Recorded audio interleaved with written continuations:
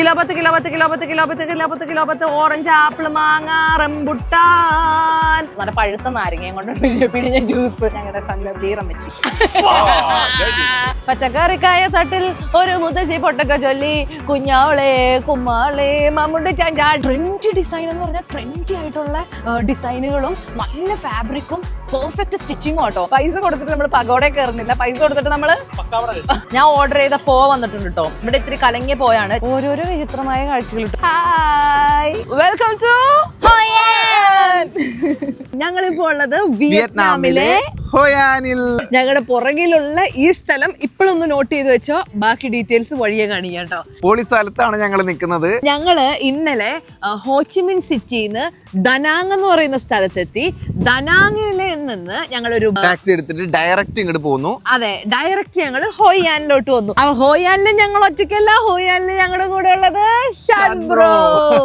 അപ്പൊ നമുക്ക് ഹോയാൻ ഗ്രാമപ്രദേശങ്ങളും ആൻഷ്യന്റ് സിറ്റിയും എക്സ്പ്ലോർ ചെയ്യാം.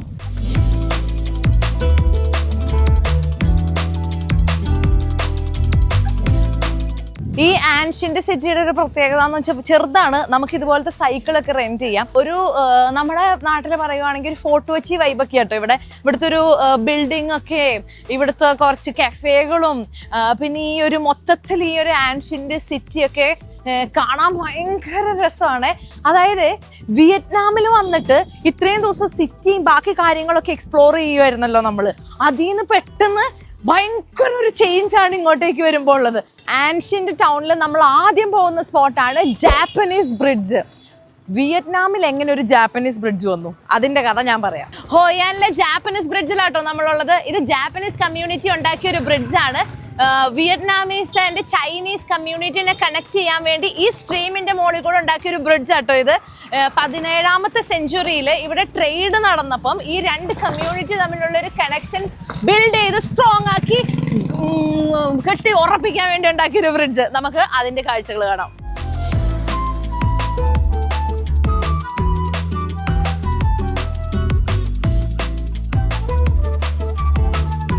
ഈ ഹോയാനിലെ ആൻഷ്യന്റ് സിറ്റി ഇങ്ങനെ പരന്ന് കിടക്കുവായി, ഫുള്ള് കളർഫുള്ളും വൈബ്രന്റും ആയതുകൊണ്ട് എവിടെ പോകണമെന്ന് ഞങ്ങൾക്ക് അറിയത്തില്ലാത്തതുകൊണ്ട് ഇങ്ങനെ ഒരു മാപ്പും പിടിച്ചാണ് ഞങ്ങൾ നടക്കുന്നത്. എവിടെയെങ്കിലും ഒരു സ്ഥലം കാണുമ്പോൾ കയറുകയാണ്. ഇപ്പം നമ്മളുള്ളത് ഒരു വിയറ്റ്നാമീസ് പഗോഡയാണ് കേട്ടോ. പക്കാവടയല്ല, പഗോഡ. അത് പക്കായിട്ട് പറയണം. അകത്ത് കയറണമെങ്കിലോ പൈസ കൊടുത്തിട്ട് നമ്മൾ പഗോഡ കയറുന്നില്ല, പൈസ കൊടുത്തിട്ട് നമ്മൾ പക്കാവട കഴിക്കും. അപ്പൊ നമുക്ക് ഇവിടെ ഫ്രീ ആയിട്ട് എന്തൊക്കെ കിട്ടുന്നു നോക്കാം.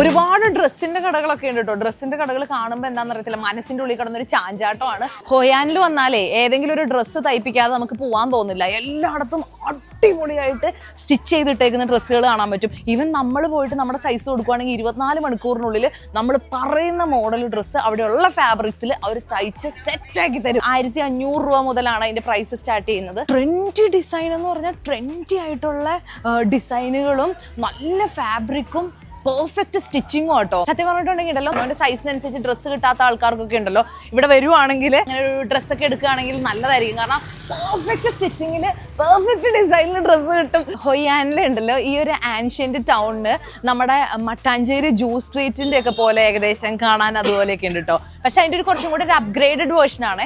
ഇവിടെ tourist നിറഞ്ഞൊഴുകുക.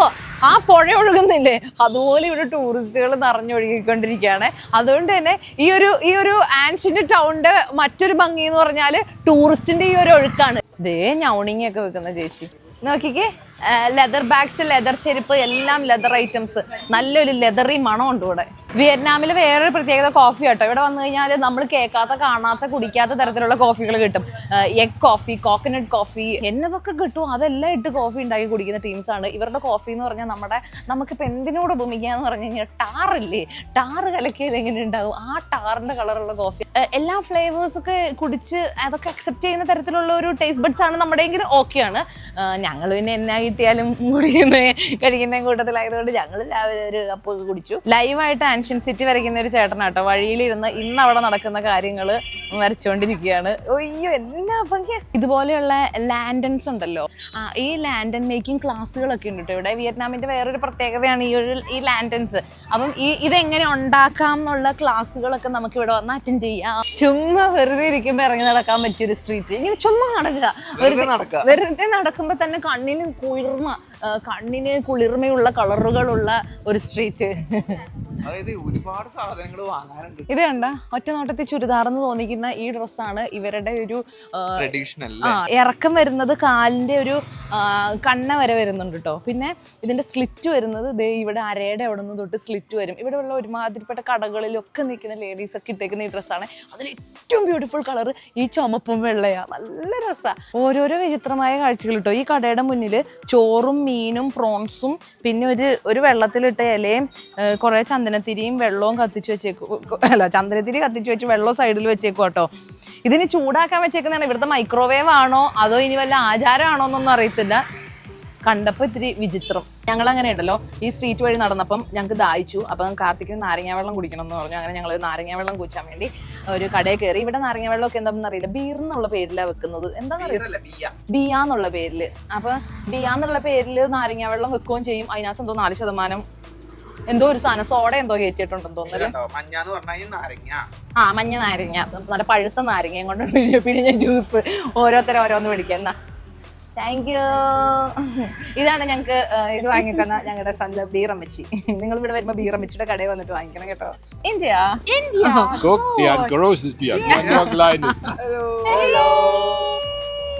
No. Vietnam, Cambodia, Laos, Thailand, India, Dubai.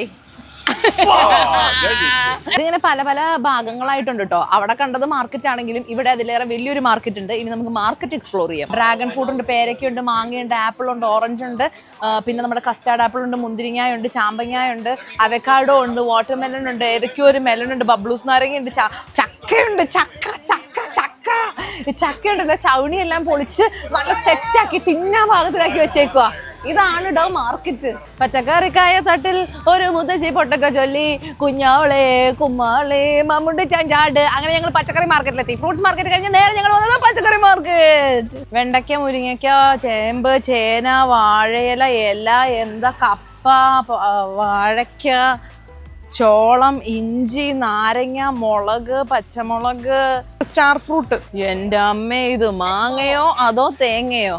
ചക്ക, മാങ്ങ, തേങ്ങ എല്ലാം ഉണ്ട്. ചെറിയ ഉള്ളി കിലോയ്ക്ക് എത്ര ഏട്ടാ? വെളുത്തുള്ളി കിലോയ്ക്ക് 10 വിയറ്റ്നാമീസ് ചേട്ടൻ പറഞ്ഞേക്കുന്നത്. പച്ചക്കറികൾ പലവിധം കണ്ടപ്പം വേറൊരു സാധനമാണ് ഇവിടെ നമ്മൾ കണ്ടത്. ബാംബൂ ഷൂട്ട്സ്, മുളയുടെ മറ്റേ തളിര് ചെത്തിയിട്ട് ഇത് കണക്കുള്ള ബേസിനിലിട്ട് വെച്ചേക്കുക. എല്ലാ മാർക്കറ്റും അടുത്തടുത്താണ്. ഇവിടെ വന്നു കഴിഞ്ഞാൽ പച്ചക്കറി വാങ്ങാം, ഫ്രൂട്ട്സ് വാങ്ങിക്കാം, ഡ്രസ്സ് വാങ്ങിക്കാം, ബാഗ്സ് വാങ്ങിക്കാം, ചെരുപ്പ് വാങ്ങിക്കാം, കുട വാങ്ങിക്കാം, വടി വാങ്ങിക്കാം, എല്ലാം വാങ്ങിക്കാം. ഇനി നമുക്ക് കുറച്ച് മീൻ വാങ്ങിക്കാം. എല്ലാ ചന്തകളിലെ പോലെ ഇവിടുത്തെ ചന്തയിലും മീൻ മാർക്കറ്റ് തൊട്ടടുത്തായിട്ടുണ്ട്. അപ്പോൾ നമുക്ക് ഇവിടെ ഫ്രഷ് മീൻ കിട്ടും. അയലമത്തി, കൂരികാരി, കണവ, വറ്റ, വാഴ, ബ്രാല്, കുറക്, ഐക്കൂറ, നെത്തോലി, സ്ക്വിഡ്, ഇതെല്ലാം ഇവിടെ ഉണ്ട്. നമ്മൾ മീന് വലിയ കഷ്ണങ്ങളായിട്ട് മുറിക്കുമെങ്കിൽ ഇവര് മീൻ ഇഞ്ച പരുവാക്കി കുഞ്ഞു ചെറിയ പീസായിട്ടാണ് മുറിക്കുന്നത്. ചേച്ചി ഇരുന്ന് മുറിച്ച് വൃത്തിയാക്കി തരുന്നുണ്ട്. മാർക്കറ്റ് നല്ല കഴുകി വൃത്തിയാക്കിയിട്ടുണ്ട്. മീനിന്റെ മണമൊന്നും ഇല്ല കേട്ടോ. കഥ പറയും കാവ്, വണ്ടിയുണ്ടോ നോക്കി നടന്നു വരും ഞാന്. കിലോ 10 ഓറഞ്ച്, ആപ്പിൾ, മാങ്ങ, റംബുട്ടാൻ. ഓറഞ്ച്, ആപ്പിൾ, മാങ്ങ, റംബുട്ടാൻ. ചേട്ടാ ഏതാ വേണ്ടേ? ഓറഞ്ച് എടുക്കട്ടെ? 1 കിലോ എടുക്കട്ടെ. 1 കിലോ ചേട്ടാ 1 കിലോ വാങ്ങിക്കേട്ടാ. ഓറഞ്ച് കിലോയ്ക്ക് 1,00,000 VND. കേട്ടാ വാങ്ങിച്ചിട്ട് പോയേട്ടാ. Kilo orange 10. ഫുഡ് കഴിയാൻ പോവാ. നിരത്തി വെച്ചേക്കുന്ന ഫുഡ് ഐറ്റത്തിൽ നിന്ന് ഇഷ്ടമുള്ളത് ഓർഡർ ചെയ്യാം. ഫ്രൈഡ് റൈസ് വിത്ത് എഗ് ആട്ടോ വന്നത്. ഒരു മഞ്ഞച്ചോറ്, നമ്മൾ നെയ്യൊക്കെ ഇട്ട് ഒരു മഞ്ഞച്ചോറ് ഉണ്ടാക്കത്തില്ലേ, കുഞ്ഞുള്ളിയൊക്കെ ഇട്ടിട്ട് അന്തമാതിരി ഒരു മഞ്ഞച്ചോറുതാ ആദ്യമേ വന്നത്. ഞാൻ ഓർഡർ ചെയ്ത പോ വന്നിട്ടുണ്ട് കേട്ടോ. ഇവിടെ ഇത്തിരി കലങ്ങിയ പോയാണ്, ചില സ്ഥലത്ത് ക്ലിയർ പോയുണ്ട്. ഇവിടുത്തെ ഇത്തിരി കലങ്ങിയതാണ്. സൈഡിൽ മുളക് വെച്ചിട്ടുണ്ട്. കുറച്ച് മുളക് എടുത്ത് കലക്കണം, നാരങ്ങ എടുത്ത് കലക്കണം. ഇതിങ്ങനെ ഫ്ലാറ്റ് നൂഡിൽസും ബീഫും.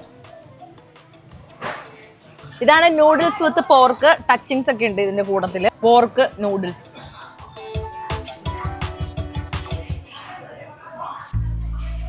സോസി പോർക്കാണ്. പോർക്കിന് നിറയെ സോസ് ഇട്ടിട്ടുണ്ട്. ഞങ്ങൾ അങ്ങനെ ഫുഡ് കഴിച്ചു കേട്ടോ. ഫുഡ് കഴിച്ചതിന് ഏകദേശം ഞങ്ങൾക്ക് 1 ലക്ഷം വിയറ്റ്നാമീസ് ഡോങ് ആണ് വന്നത്. അതായത് ഏകദേശം ഒരു $4. UAE ദറംസ് പറയുകയാണെങ്കിൽ 3 പേർക്കും കൂടെ ഏകദേശം ഒരു 12 ദറംസിനടുത്തേ വന്നിട്ടുള്ളൂ. എന്നാൽ അതുകൊണ്ട് ഞങ്ങൾ എന്ത് വിചാരിച്ചു, ഒരു സ്മൂത്തിയും കൂടെ ഇതിന്റെ കൂട്ടത്തിൽ കയറ്റാന്ന്. ഓരോ സ്മൂത്തി വാങ്ങിച്ചു കേട്ടോ. Avocado and favourite dragon fruit. അങ്ങനെ ഞങ്ങൾ ഹോയാന്റെ പഴയ ടൗണിൽ കൊണ്ട് വീണ്ടും നടന്ന് തിരിച്ച് നമ്മുടെ ഹോട്ടലിലേക്ക് പോവാണ്. ഇനി ഹോയാനിൽ കുറച്ച് അടിപൊളി എക്സൈറ്റിംഗ് ഗംഭീര വൈബ് അടിപൊളി സാധനങ്ങൾ ആക്ടിവിറ്റീസ് ആണ് നമ്മൾ പ്ലാൻ ചെയ്തിരിക്കുന്നത് ഇവിടുത്തെ. അങ്ങനെ അപ്പം ഹോയാന്റെ വൃത്തിയുള്ള ആൻഷ്യന്റ് ടൗണിൽ നിന്നും ഞങ്ങൾ പോകുന്നു. എങ്ങോട്ട് പോകുന്നു? ഞങ്ങൾ പോകുന്നു. അപ്പോൾ വേറൊരു വീഡിയോ ആയിട്ട് കാണുമ്പോഴേക്കും ബൈ ബൈ ഫ്രം ഹോയാൻ.